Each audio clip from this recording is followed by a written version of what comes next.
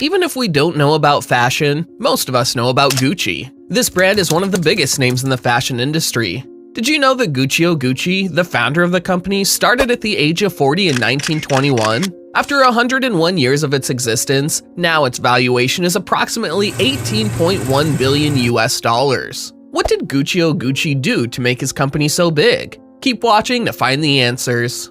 The beginning. It was Saturday, March 26, 1881, when a boy was born in the Tuscan leather-making family of Florence, Italy. This boy was Gucci, who was about to bring revolution to the world's fashion industry.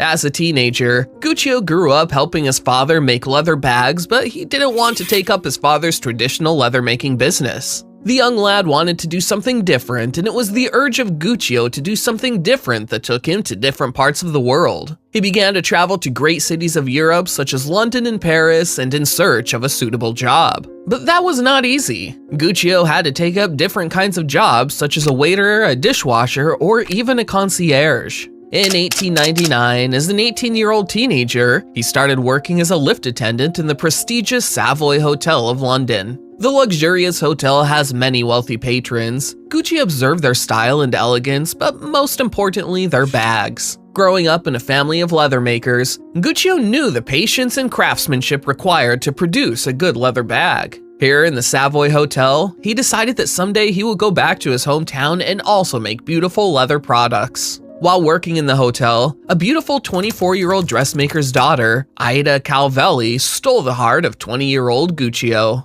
The love between them blossomed with time, and after a few months of dating, the couple got married in 1901. And he also decided to adopt Ugo Calvelli as a stepson. He was the son of Ida Calvelli from her former relationship.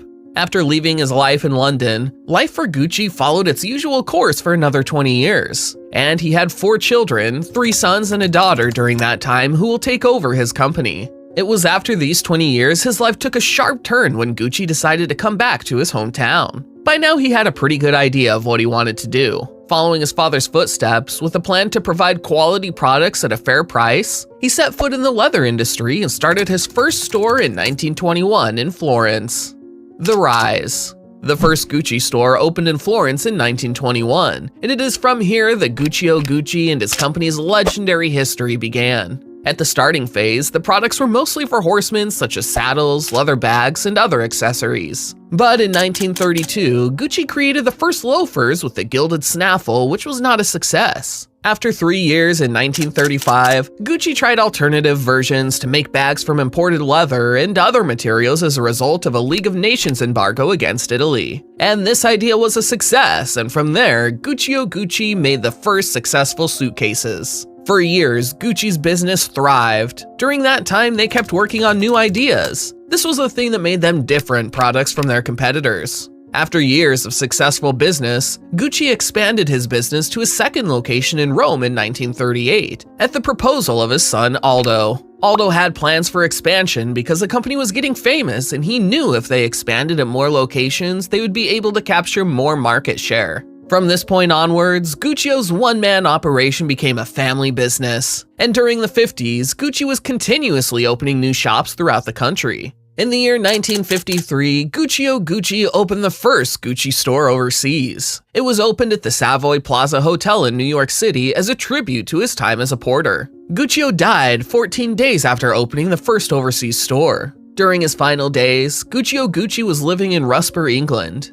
Now all the business was handled by his sons. In the years following Gucci's death, the brand continued to see success thanks to his sons. In 1953, Aldo, the oldest of the sons, took control of the business. Aldo internationalized the brand. He knew that people didn't necessarily want to travel to Italy to buy their products, preferring instead to purchase them in New York, Paris, Tokyo, or London. Looking at this opportunity, he made plans to expand the business all over the world. This kind of rapid expansion would sink some companies, but Gucci thrived. President John F. Kennedy referred to Aldo Gucci as the first ambassador of fashion. Gucci boutiques began to pop up all over, and the glamorous GG symbol, which is still used today, was invented in the 1960s. Now that Gucci business was internationalized, they were continuously opening new stores around the world. Their market was booming and new products were launching. Everything was perfect. Until this time, all three brothers had 33.3% shares in the company. But when Aldo's brother, Vasco Gucci, died childless in 1974, Aldo and his older brother, Rodolfo, split the company 50-50. Apart from this, Aldo divided 3.3% of his estate among his three sons, leaving him with 40% while his brother retained 50%. The shared distribution was about to start a family feud. Family feud in the 80s.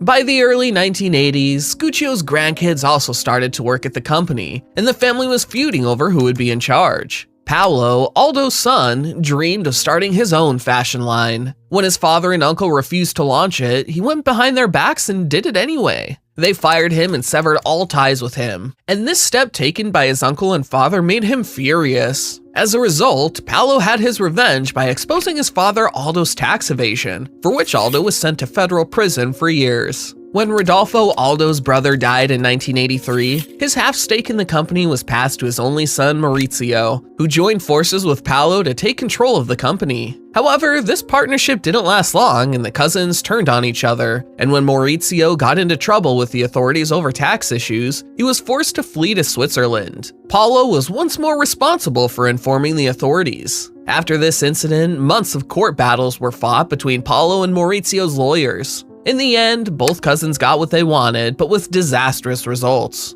Paolo eventually launched his fashion line, which was enormously unsuccessful. Maurizio almost destroyed the Gucci empire in his tenure at the helm through the late 80s. During this feud, the company suffered massive losses, so Maurizio decided to sell stakes of the company. Investcorp, a holding company, purchased nearly half of Gucci shares in 1989. During that time, Gucci had a negative net worth of $17.3 million, with more than $40 million in personal debt.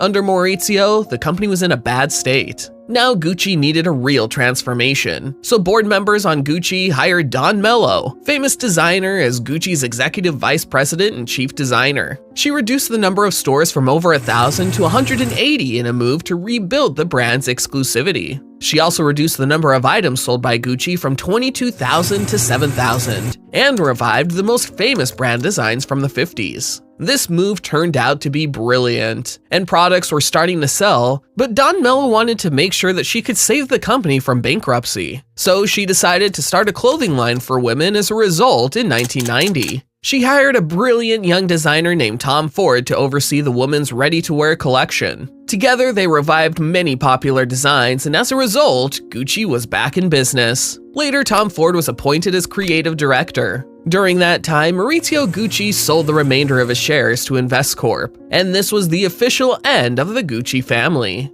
In October 1995, the company was publicly indexed on the New York Stock Exchange. As of 2018, Gucci operated 540 stores for 14,628 employees. The company generated 9.628 billion euros in revenue, 8.2 billion euros in 2018, and 3,947 billion euros in profits, 3.2 billion euros in 2018. Thanks for watching the video. Comment down below your favorite part and let us know. Also press the subscribe button and bell icon for regular updates.